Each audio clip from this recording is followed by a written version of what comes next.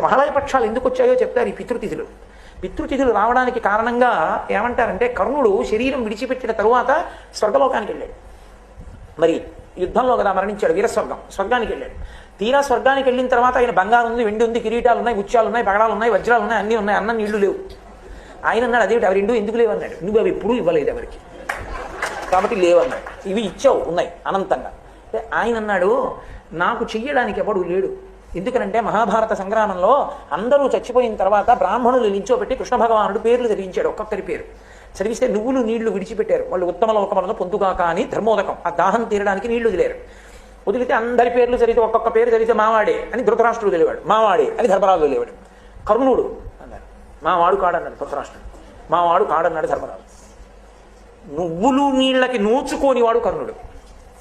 అప్పుడు ఉండలేకపోయింది ఇంకా కుంతీదేవి, ఏడుస్తూ వచ్చి నిజం చెప్పింది. ఆయన నా పెద్ద కొడుకు ధర్మరాజా, నీ అన్నగారు నువ్వు విడిచిపెట్టాడు. ఆయన అన్నాడు, ఎంత తప్పు చేయించావమ్మా, పెద్దవాణ్ణి పడగొట్టించి సింహాసనం నాకు ఇప్పించావు. ఆడదాని నోట రహస్యం దాగడం వల్ల ఇంత ఉపద్రవం జరిగింది కాబట్టి ఆడదాని నోట నువ్వు గింజ నానినంతసేపు నిజము నిలబడకుండుగాక అన్నారు. కాబట్టి నువ్వులు నీళ్ళకి నోచుకోలేదు కర్ణుడు.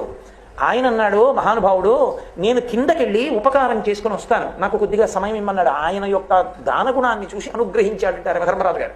అప్పుడు కిందకు వచ్చి ఆయన ఒక 15 రోజుల పాటు ఉండి చలివేంద్రాలు పెట్టి, అన్నశాలలు పెట్టి, నీళ్ళు ఇచ్చి, అన్నం పెట్టి మళ్ళీ వెళ్ళిపోయాడు.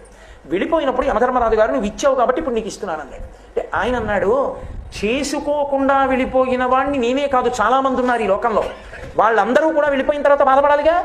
అందుకని ఒక్క ఉపకారం చేయి.